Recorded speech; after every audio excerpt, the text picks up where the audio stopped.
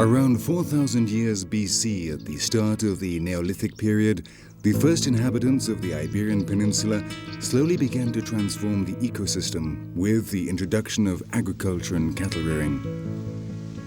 Today, 6,000 years later, the forest which once covered the entire peninsula has been reduced to just a small series of small islands dotted across the Spanish landscape.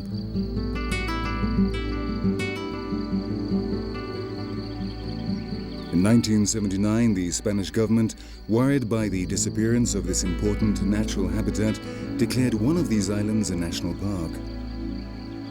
The choice was not random.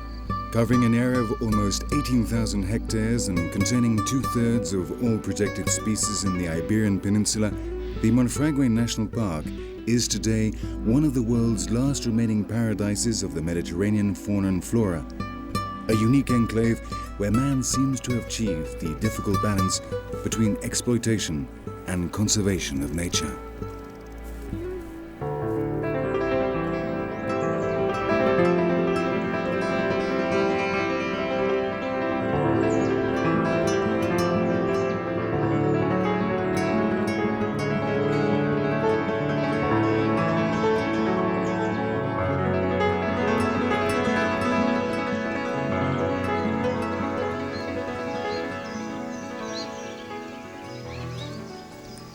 Both inside the park and in the area surrounding it, there are meadows with oak and cork trees, the result of the constant influence of humans on the landscape. The forests have been cleared and bushes removed in favor of the pasture necessary for the development of intensive cattle rearing.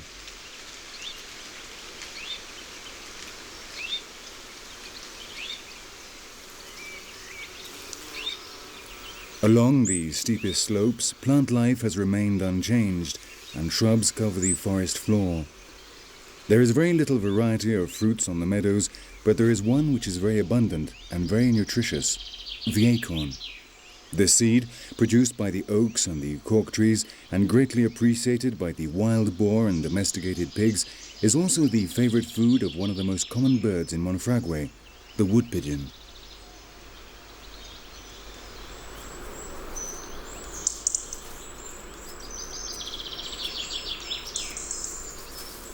The abundance of cork and oak trees means that every year there are plenty of acorns for all the animals of the park.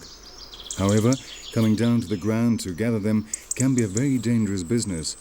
While the wood pigeons are busy filling their stomachs, a stealthy enemy lurks nearby, watching.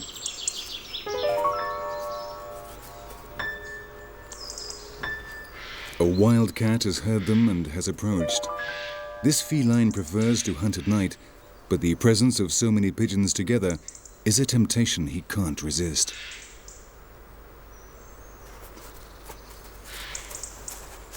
Hunting during the day is much more difficult. The birds are wide awake and visibility is much better, which means the wood pigeon can spot the danger and fly off.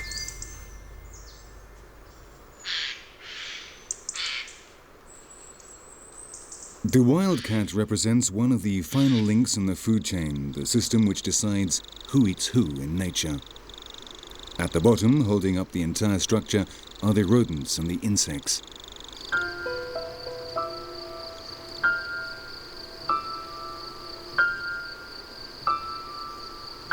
Just above them come the reptiles, like this ocellated lizard, the largest lizard in the Iberian Peninsula.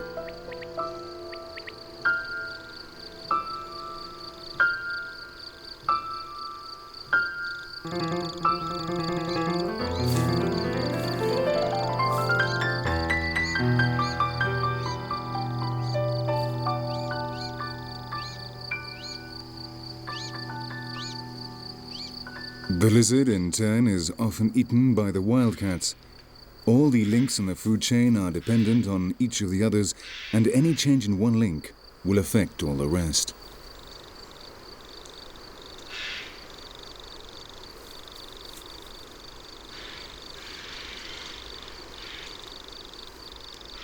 The wildcat's future seems uncertain. The reduction in the numbers of rabbits, one of its main food sources, combined with the gradual loss of habitat, means that numbers are down to worrying levels. And there is another problem. crossbreeding with the domestic cat. More and more domestic cats can be found up in the mountains, and they breed with the wild cats. This is almost impossible to control, and pure wild cats like this one are increasingly rare.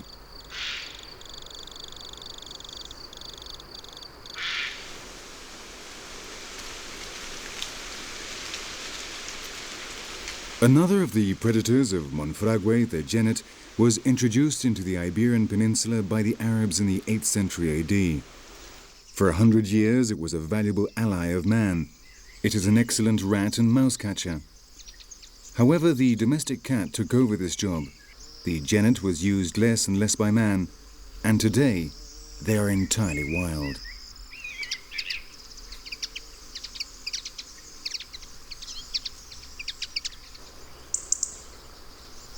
The genet was forced out of the barns, but it found an ideal natural habitat here in the forest. There were plenty of birds, rabbits and mice, and few predators to worry about. It very quickly adapted to life in the wild and spread throughout the peninsula. Once man's inseparable companion, it soon came to be considered a dangerous pest which killed domestic fowl and small game. The friendship turned to hatred, and the genet was persecuted by the descendants of those same humans who had introduced it into the country.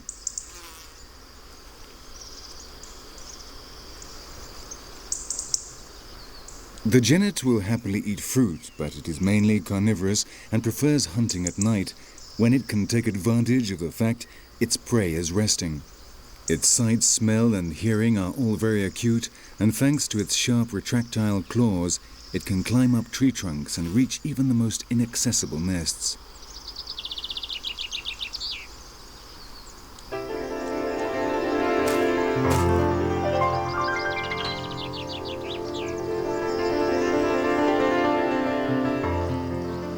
Its agility and skill in hunting make it one of the most efficient predators in the forest.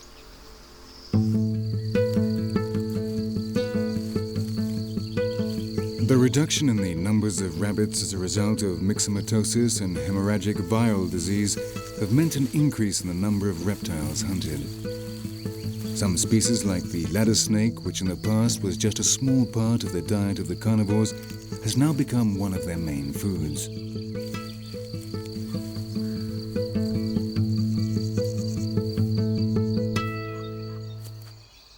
In the dark, enclosed areas of undergrowth, the ichneumon, the only European member of the mongoose family, searches for alternatives to the rabbit.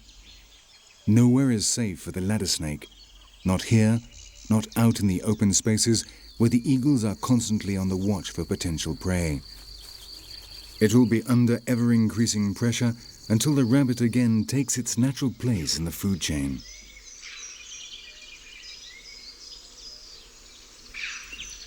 In the extreme northwest corner of Monfragüe, where the Tagus flows out of the park to the right of the river, lies an enormous mass of quartzite rock.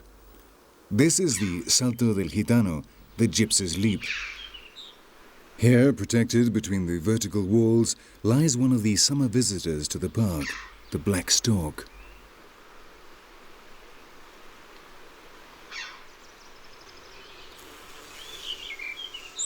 Every year, 30 pairs of storks arrive in Monfragüe to breed. They are shy, solitary birds. Not only do they build their nests in inaccessible places, but also as far from each other as possible. If conditions are right, nests can be several kilometers from each other. As well as rocky outcrops, they build their nests in the large oaks or cork trees in the park. This is also the preferred nesting place of its close relative, the common stork.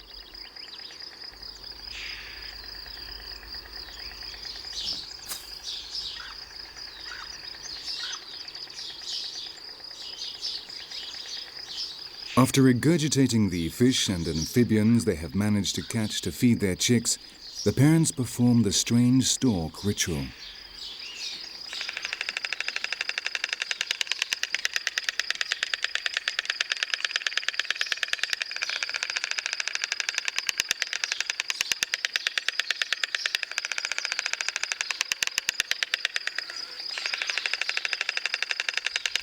The ceremony is repeated several times and serves to strengthen the bond between the couple.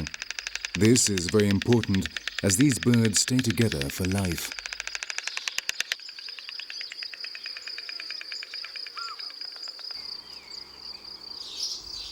The impressive stork's nests, which in some cases can be as much as 3 meters across and weigh 50 kilos, are the result of continuous repairs and improvements, which the male carries out every year before his mate arrives.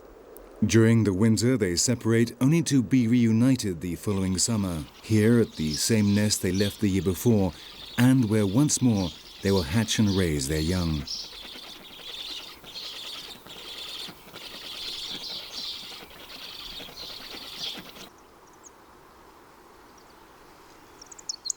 The behavior of the common stork and the black stork is very similar. In both cases, the male arrives first to get the nest ready. The females arrive later, and in the course of a week, they lay the eggs, 1 every 2 days, up to a total of no more than 5. With the birth of the chicks, 1 month later, the real work begins. In the first stages of growth, the chicks can double in weight every day, and both parents take turns looking after the nest and searching for food. Their task will only be complete when, at the age of 2 months, the chicks are able to fly.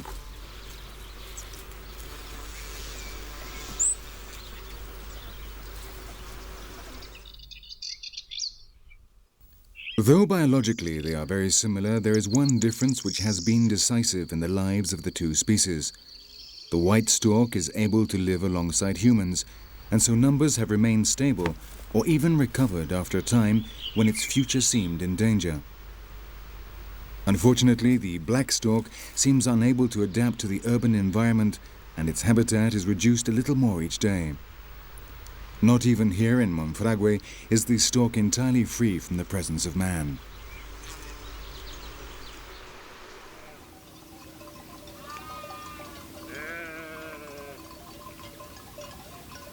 Extensive sheep and cattle rearing is one of the traditional activities permitted within the park. The ecological damage it causes is minimal and more than compensated by certain advantages for the wildlife of the area. In return for the grass they eat, the cattle or sheep leave a very valuable gift: their dead.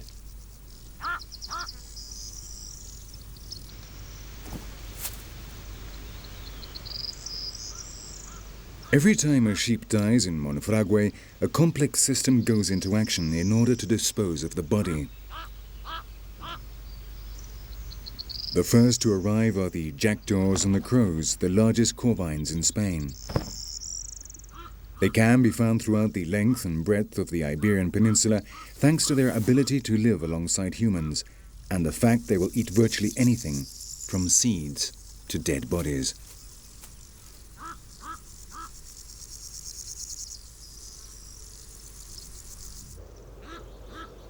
The Egyptian vulture, the smallest but most rapacious of all the scavengers of Monfragüe, has also seen the sheep and immediately swoops down to devour it. Both the Egyptian vulture and the corvines will have to hurry because they cannot possibly compete against the dominant scavengers in the park, the griffon vultures.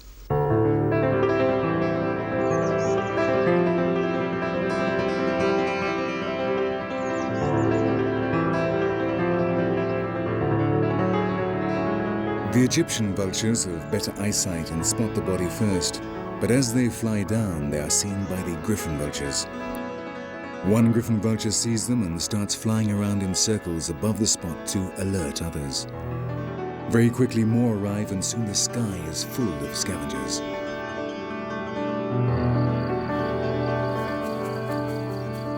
So many vultures flying around in circles can mean just one thing, and spurred on by hunger, this fox decides to take advantage. Despite their size and strength, the vultures would not dare confront this competitor, and the fox can enjoy his banquet in peace. Meanwhile, up in the sky, dozens of eyes watch and wait impatiently until he has eaten his fill, and their turn comes.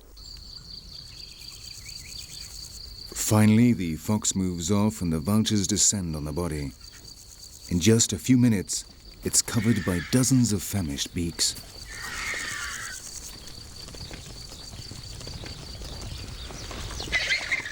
Hunger and aggression will determine who gets to eat. As a vulture satisfies its hunger, it does not defend its place so ferociously and is ousted by another who has not yet eaten. Yet another species of vulture can also be found in Monfragüe, the black vulture, the largest bird of prey in the Iberian Peninsula and very rare. The park has proven to be an ideal habitat and numbers have risen. Monfragüe is now home to the largest colony of these birds in the world, with over 250 pairs officially counted.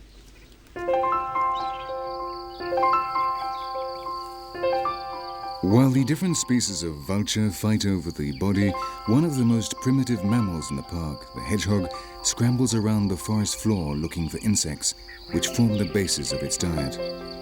Little does he suspect the fox has picked up his scent and is after him.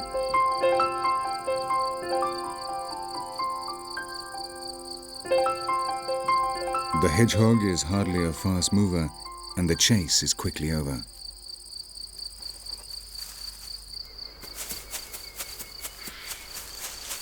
When he sees his enemy approaching, the hedgehog rolls himself up into a ball. According to folklore, the fox should now urinate over him to force him to stretch out and let down his defenses.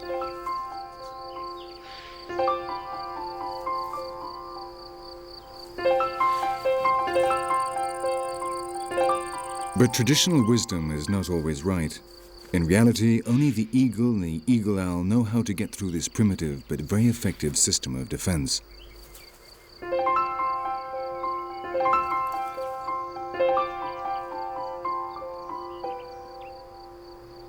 After sniffing at the hedgehog for a while, the fox soon gets tired and heads off, looking for other victims. The hedgehog unfurls and makes a run for it.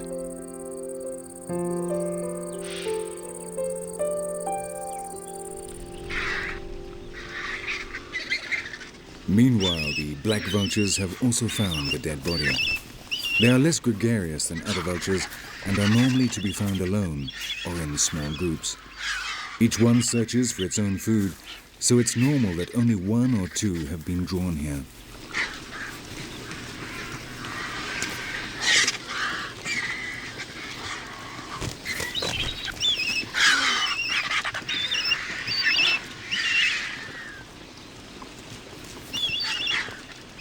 Numbers of black vultures in Monfragüe have gone up from 70 pairs in 1979 when the park was created to over 250 now. This is just one example of how important the decision was to protect this oasis of Mediterranean life.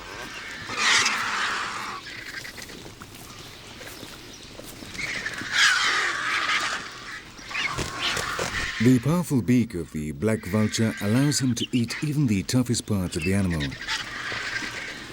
As he rips off the skin, he opens the way for the griffon vultures, who plunge their long, featherless necks inside the sheep to get at the intestines.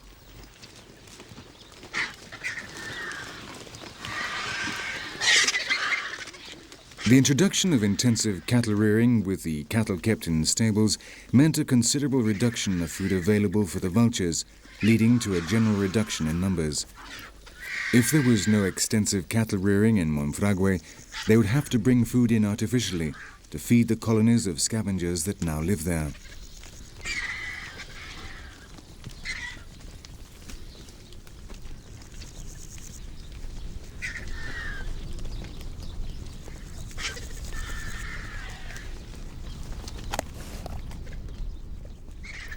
Bit by bit, the black vultures extract the muscles, tendons, and cartilage from the dead animal. These are the parts they eat, and as soon as they have got what they want, they move away to eat alone, leaving the other vultures to fight over the intestines.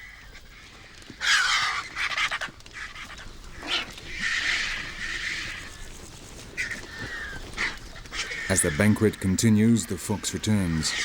If he hasn't been able to hunt anything, he will just have to eat more dead sheep, even if that means first scaring off dozens of vultures. Of all the scavengers around the body, only one dares to stand up to the intruder.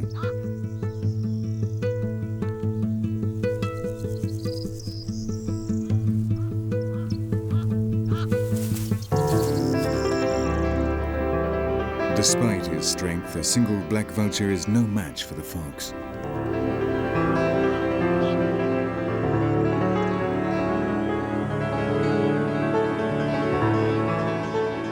The majority of Monfragüe is mountainous terrain, and it's crossed by two rivers, the Tagus, which flows right through it, and its tributary, the Tieta, which runs into the Tagus in the north of the park. Both were dammed up in the 1960s in order to generate electricity.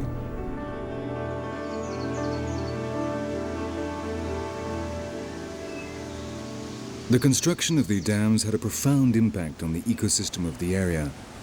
Many forests alongside the rivers were flooded, and the fish were no longer able to migrate up to what until then had been the wild waters of the Tagus.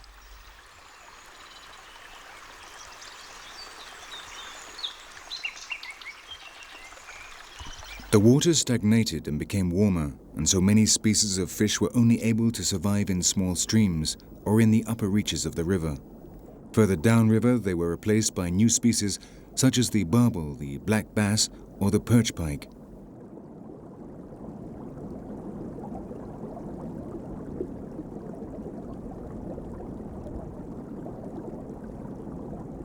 The new visitors were more resistant to higher temperatures and lower levels of oxygen in the water, and were able to thrive in rivers which, because they had been abandoned by the autochthonous species, contained very few competitors.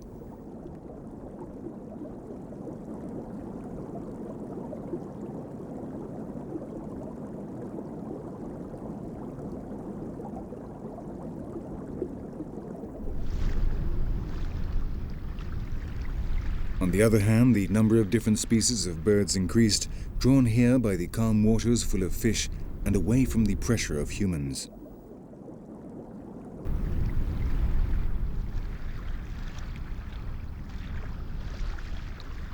Today we can enjoy the sight of herons fishing in the river, or the mating ritual of the great crested grebe, another of the many species of birds that come to Monfragüe to breed.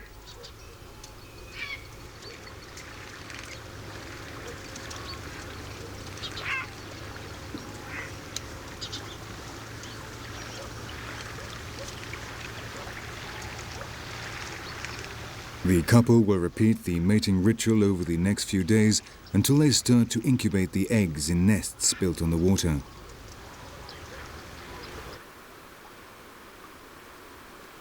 The heron has chosen the same rocky outcrop as the black stalks on which it's built its nest.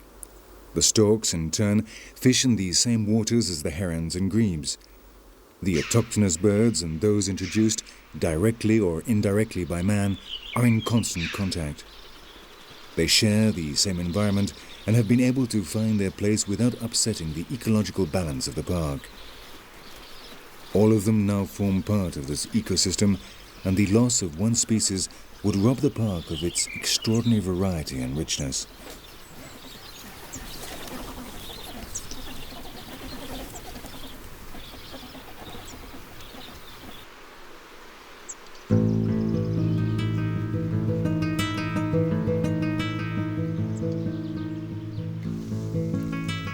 Meadows, virgin forests, crystal clear streams and waters held back by the dams, Monfragüe's Mediterranean forest, and much more. For 6,000 years, men have lived here and respected the natural environment. Man's past and man's future. A unique combination where conservation and exploitation have achieved that difficult balance which it is man's duty to strive to maintain.